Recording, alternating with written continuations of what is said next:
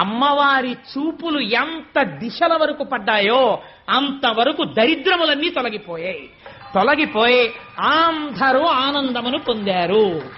లక్ష్మీదేవి జన్మించింది ఆనాడు పాలసముద్రం దగ్గర ఉత్సవం జరిగినట్టు జరుగుతోంది. నేను ఇక్కడ నమ్మి ఒక మాట చెప్తున్నాను, ఇవాళ ఈ ఘట్టాన్ని ఎవరు విన్నారో వాళ్ళకి కొన్ని కోట్ల జన్మలు తరమవలసిన దరిద్రం నశించిపోయింది.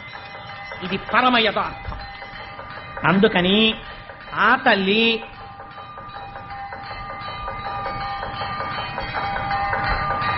ఒక్కసారి మీ అందరూ కూడా మానసికంగా అదిగో అక్కడ ఆ నీరాజనాన్ని తీసుకోండి, ఒక్కసారి అది కళ్ళకద్దుకుని నమస్కారం చేసుకోండి. స్వామి త్రిమూర్త్యాత్మకమై దత్తాత్రేయుడై ఉన్నాడు.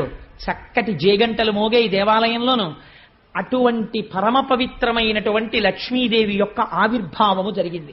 ఇంకా దేవేంద్రుడికి